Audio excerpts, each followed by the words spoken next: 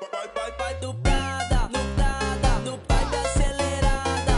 Gatinha rebola na vibe acelerada. No Prada, no Prada, no pai da acelerada. Gatinha rebola na vibe acelerada.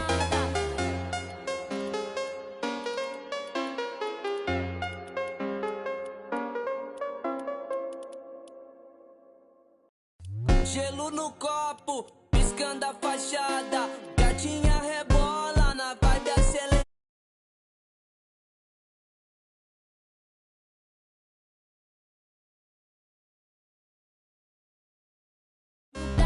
Do pai da acelerada.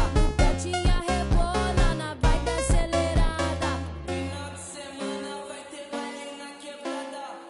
O som no talo e essa galera animada. Gelo no copo, piscando a fachada. Gatinha rebola na vai do Prada, no Prada, no pai da acelerada. Gatinha rebola na vibe acelerada. No Prada, no Prada, no pai da acelerada. Gatinha rebola na vibe acelerada.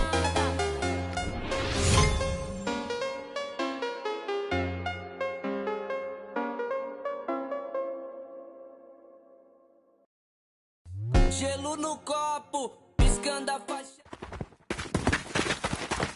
Obviously, there's quite a bit of pressure to perform right now, right? This is it. This is that second chance. We need to end in top 7, right? That was just game 1. No one freak out. I'll do that for us. With that being said, game number 2 is ready for us. Why don't we go back on over to the casters and take us in?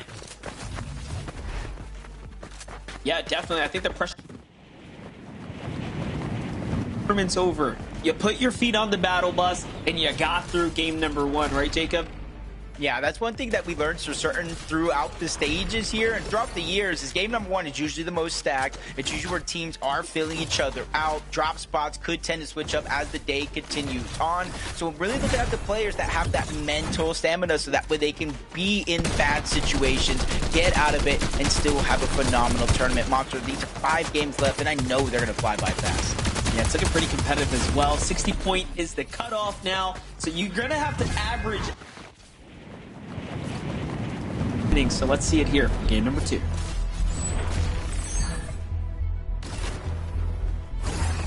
Like Monster said, 64-point Shadow in Virgo as of now is going to be the line, and I'm going to continue to follow that as the day goes on. But a nice win by Liam and Jace, 97 points. They were able to get 8 eliminations as well, and that's one thing that we learned throughout the grand finals in general is eliminations can literally carry your point threshold if you're not necessarily consistently in the top 8 or top 5. Yeah, that's the thing. Elims are the literal game changer, you know, all things considering. Talk about such skills, just catching Yuz out the sky before he can even touch down. Sharkman gets tapped a few times as well, so a huge set of damage already swinging in their favor.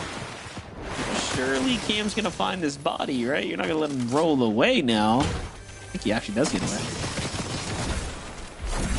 They sparted out Sharkman as well. No real shields on the Sharkman. Does find the medkit to at least get up to 100 HP, but not sure how that one's going to last or how long it's going to last. You were right. They do find Yuz, though. So Sharkman officially by himself. Checking out the minimap here, and he's just trying to go towards the south side of the overall POI. That one's going to be hard. You see Dragon and Creon on the south side of the actual zone. Definitely have to continue to see them lurk about. This is different from the last game. No standoff this time around, so Bucky and Zen have confidence surging right now as the stronger team at the Sandy Strip. You know, they might have questioned themselves last time around, allowing Bobby's team to just base down and force themselves to sort of disengage and give them half of the POI. Not this time. And do remember, because they did that, it cost them a lot of ammunition, right? They actually just decided, okay, we're just going to go ahead and do what we need to do on this side of the drop here, and they let the team live, but now they have this advantage here to work with. Yeah, I like how they're not necessarily getting greedy either. They know Kix is in the POI somewhere by himself, but depending on what he looted up to start out with, he might not have a gold, he might have to go for that reboot card, so they have all the time in the world. Around Sandy Strip, it's pick and choose what they want to do. Josh and Iamzo landing at the top side of that mountain. They instantly loot up a couple barrels, a couple chests, and drop down here. And that's one thing we saw throughout the Heat, throughout the last chance, throughout major finals, is that launch pad back here is so valuable because it does allow you to dodge a lot of the mid game, but while you're dodging shots, you're dodging opportunities, and I think that's one of the focal points of why Josh and Iamzo